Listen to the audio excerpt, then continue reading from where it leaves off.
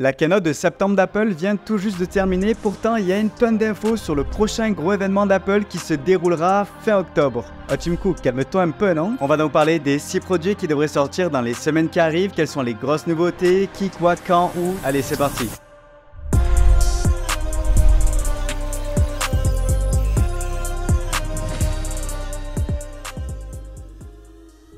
Vous savez maintenant que la keynote de septembre se concentre sur la présentation des nouveaux iPhones alors que celle d'octobre des nouveaux Mac et iPad. Sauf que cette année, la star de ce nouvel événement ne sera probablement pas l'iPad mais le nouveau Mac mini. Oui, le cube en aluminium d'Apple va recevoir sa plus grosse mise à jour depuis son lancement. Et comme chaque année, on aura le droit au meilleur. M4 is the fastest chip we ever made. These are the best and most capable iPhones we've ever made. Encore. Ça fait beaucoup là, non? Ah là là. Ils nous cuisinent pareil tous les ans.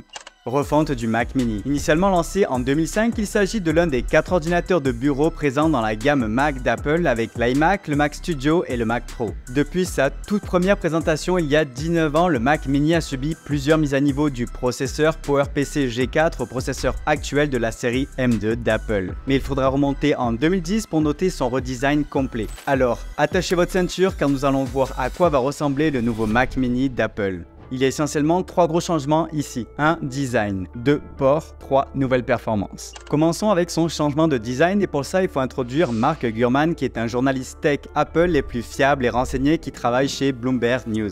Récemment, il a déclaré que le nouveau Mac mini va rester en aluminium et verra sa taille diminuer de moitié pour se rapprocher d'une Apple TV 4K ancienne génération. En effet, celle-ci est légèrement plus haute que le dernier modèle puisqu'elle embarque un ventilateur, ce que partage aussi le Mac mini. Le bloc d'alimentation restera interne au boîtier, ce qui éviterait de se déplacer avec une brique dans la main. Cette réduction de taille est logique quand on voit la place disponible dans le boîtier actuel et les avancées quant à la miniaturisation des composants PC depuis. Imaginez un produit aussi petit qu'une Apple TV qui permet d'afficher de la 4K sur plusieurs écrans en même temps, travailler sur de gros projets ou même jouer, c'est juste dingue. Grâce à toutes ces fuites, des graphistes ont pu réaliser des rendus 3D de ce que pourrait être bien le futur du Mac mini. Je suis curieux de savoir ce que vous en pensez, alors dites-moi en commentaire, moi je trouve que c'est plutôt réussi. En réfléchissant, je me dis que ce nouveau Mac mini va prendre une dimension bien plus portable qu'auparavant. Avec sa petite taille et son poids très contenu, il ne suffit que de le prendre avec un câble HDMI et on peut se brancher à peu près n'importe où. On trouve des écrans partout aujourd'hui, voire même des télés et quasiment tout embarque un port HDMI faisant de ce nouveau PC une station portable qui coûte bien moins cher qu'un MacBook Pro. Effectivement, il n'est pas aussi portable sans écran, clavier, souris, etc. mais ça fait de lui vraiment un objet polyvalent au quotidien. Je vois bien quelqu'un qui l'utilise à son entreprise et avant de partir le récupère pour le brancher le lendemain à son domicile pour faire du télétravail par exemple. On pourrait aussi transporter cet ordi chez un ami, dans un autre bureau, à la bibliothèque ou même dans un open space. Ensuite, passons au nouveau port. Mark Gurman nous a informé le 1er septembre qu'il y aurait une version avec 5 ports USB-C, dont 3 à l'arrière et 2 à l'avant, qui a été confirmé récemment grâce à un code y faisant référence dans la dernière mise à jour d'Apple. Cela met un terme au bon loyer service des 2 ports USB-A qui étaient présents à l'arrière du boîtier. Le fait de rajouter 2 ports supplémentaires en façade à l'image du Mac Studio, c'est plutôt une bonne chose parce qu'on a toujours besoin d'avoir des ports supplémentaires, surtout en façade, pour pouvoir brancher une clé USB, un périphérique, etc. Après, il reste à savoir s'ils ajouteront aussi un support de carte SD, franchement, ça m'étonnerait. En tout cas, il a été dit qu'ils conserveraient le port Ethernet, audio et HDMI, donc ça bouge pas de ce côté-là. Nouvelle performance. Avant de vous parler des performances attendues, je vous présente Climate, notre sponsor sur cette vidéo, qui est un nouveau site internet français qui permet de louer ou de mettre à louer des véhicules électriques. Voitures, vélos, motos, trottinettes, il y a tout ce qu'il faut dessus, donc un grand merci à eux pour le soutien et puis je vous laisse le lien en description pour que vous puissiez faire un tour. Les nouveaux Mac mini 2025 embarqueront les dernières puces M4 d'Apple que l'on avait déjà pu voir sur les iPad Pro, donc sauterait logiquement la génération M3. Cette nouvelle puce devrait offrir un gain de 37% en performance monocœur et environ 34% en multicœur grâce à l'ajout de 2 cœurs supplémentaires pour un total de 10. Mais c'est sur le plan graphique que le saut est encore plus impressionnant. Le GPU du M4 apporte le ray tracing matériel et en comparaison avec l'iPad Pro M4, on observe une amélioration de 71% des performances, ce qui est énorme. Cela signifie que si vous utilisez des logiciels comme Blender ou faites du jeu vidéo, ce Mac mini fera un bond significatif en avant. Un autre gros point fort de cette mise à jour concerne la mémoire vive. Alors que les précédents modèles démarraient avec 8 Go de RAM, il est prévu que que les Mac Mini M4 commencent à 16 avec des options allant jusqu'à 32. Ça sera la première fois sur une puce non pro d'Apple. De plus, une version avec la puce M4 Pro devrait être disponible, bien que les détails spécifiques sur cette puce restent à confirmer. On peut toutefois s'attendre à une augmentation du nombre de cœurs, passant potentiellement de 12 à 14 et des options de RAM allant jusqu'à 40 ou 64 Go. Globalement, ce Mac Mini promet une vraie avancée et sera pour sûr la star de la soirée, mais attendez parce qu'il reste encore 5 produits à présenter. MacBook Pro M4. Le prochain est le tout nouveau MacBook Pro de base qui va avoir sa puce passée de la version M3 M4. On se rappelle qu'il avait été mis à jour en octobre dernier lors du Scarifast Event. Pas de changement de design prévu cette année, mais comme le Mac Mini, une augmentation significative de la RAM passant de 8 à 16 Go. Ça va vraiment lui faire du bien parce que la plupart des utilisateurs sur ce type de produit n'achètent pas d'extension de RAM et c'est tout à fait compréhensible au vu des tarifs, mais on se souvient des problèmes d'application qui crachaient ou de lenteur du système. Quand on voit que sur 8 Go, il y en a bien 2, 3, 4 pour le système, il reste pas vraiment grand chose pour les applications. Donc je suis vraiment content que cette année, il va être doublé. MacBook Pro M4, Pro et Max. Pour les MacBook Pro haut de gamme, ils seront toujours disponibles en deux déclinaisons de taille d'écran 14 et 16 pouces et on devrait retrouver dessus les nouvelles puces M4 Pro et M4 Max. On n'a malheureusement pas plus d'informations sur ces dernières, cependant on peut en déduire que comme pour la puce M4, de base ils embarqueront davantage de cœurs CPU. On retrouverait donc 12 cœurs pour le M3 Pro contre 16 pour le M4 Pro et respectivement 16 cœurs présents sur le M3 Max contre possiblement 20 sur le M4 Max. On en saura plus bientôt. Ce qui fait presque 2 fois plus de cœurs entre le M1 Max et le M4 Max. Concernant les performances graphiques et en commençant avec les puces modèle Max, il y a une augmentation de 2 cœurs depuis le M2. On pourrait donc projeter la même amélioration avec 42 sur le M4 Max au lieu de 40 sur le M3 Max. Par contre pour le Pro c'est plus complexe à prévoir car Apple n'a pas été constant ces dernières années. Difficile donc à prévoir s'ils vont rester sur 18 comme le M3 Pro ou s'ils vont repasser à 19 comme sur le M2 Pro, ou même carrément passer sur du 20. Pas mal de rumeurs annonceraient que Apple changerait la technologie de dalle d'écran pour passer sur du OLED comme sur les iPad Pro. Mais ça ne serait pas prêt avant 2026 et ça s'accompagnera d'un redesign complet, notamment avec la revue du système de refroidissement des MacBook Pro pour les rendre beaucoup plus fins.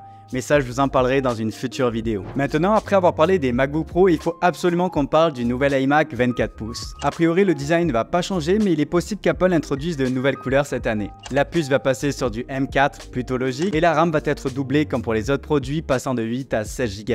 Honnêtement, ça reste un très bon ordinateur, tout en un, avec un super écran, des bons haut-parleurs, une caméra et un clavier souris. Mais de mon point de vue, il manque vraiment une gamme au-dessus pour ceux qui veulent un PC tout en un et aussi très puissant.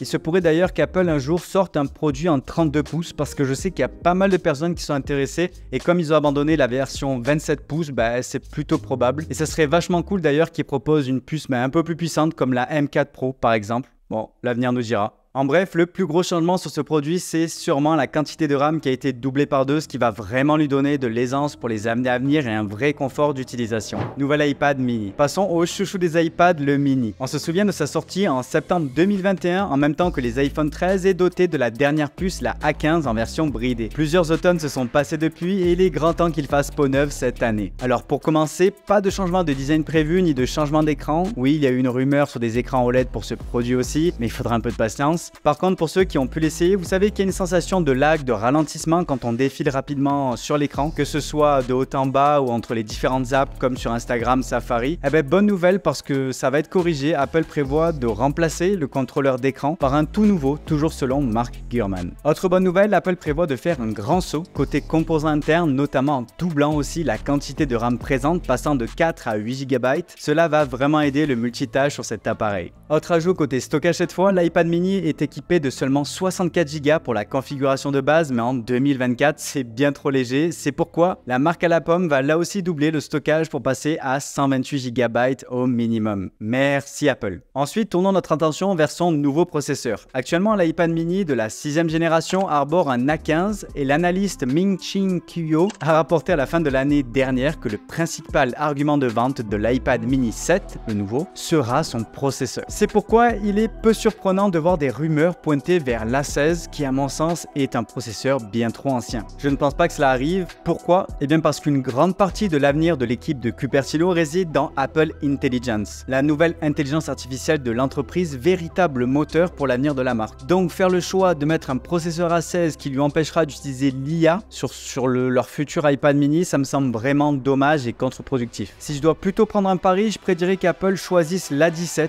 pour cette 7e version qui est un dérivé de l'iPhone 15 Pro, bien sûr en version bridée. En tout cas, ça serait bien plus malin puisqu'il possède les capacités du moteur neuronal pour que l'IA fonctionne. Au niveau du prix, l'iPad mini de 6e gen avait augmenté de $100 par rapport à l'ancien modèle. Mais toutes les rumeurs s'accordent à dire qu'il n'y aura pas de nouvelle augmentation pour cette année. Nouvel iPad de base. On enchaîne avec l'iPad de 11e génération qui succède au 10e gen de 2022. Quelques changements prévus comme le support de l'Apple Pencil de 2e génération, le stockage qui devrait commencer à 128 Go comme sur l'iPad mini. Il va embarquer une nouvelle puce plus récente mais aucune certitude sur la version de cette dernière. Des rumeurs parlent de la version A15 au lieu de l'A14 mais il est possible qu'Apple fasse le choix de passer directement à l'A16, à voir. Ce qui est sûr, c'est que toutes ces puces ne sont pas compatibles avec Apple Intelligence en local, donc j'imagine que si Apple veut faire tourner son futur assistant sur ces modèles, il devra faire appel à des requêtes sur le private cloud, mais rien en local. Enfin, parlons du prix qui devrait être en baisse selon Mark Gurman. On pourrait s'attendre à une petite baisse de tarif ou au pire un maintien. Oui, on n'est pas certain car son tweet n'était pas très clair à ce sujet. On ne sait pas s'il parlait d'une diminution des coûts de production et de la marge d'Apple en vue d'une baisse de tarif ou dans un but d'accroître la rentabilité d'Apple en maintenant le même tarif. Donc, on ne sait pas trop, mais en tout cas, le tarif, soit il va diminuer, soit il va rester le même. Apple TV. Concernant l'Apple TV, très peu de sources ont confirmé qu'il ferait partie de la soirée, mais ça reste le seul produit qui pourrait quand même être réactualisé pour accompagner les avancées d'Apple Intelligence qui arrivent et celles de la maison connectée avec Apple HomeKit. Et c'est à peu près tout, j'ai fait mon max pour tout synthétiser. Faites-moi savoir quel est le produit qui vous donne le plus envie et que vous attendez le plus en commentaire. Si vous avez appris quelque chose dans cette vidéo, n'hésitez pas à mettre un big like et à vous abonner à la chaîne pour me remercier. C'est tout pour moi, c'était Jim Tech, à très vite sur ces prochaines vidéos.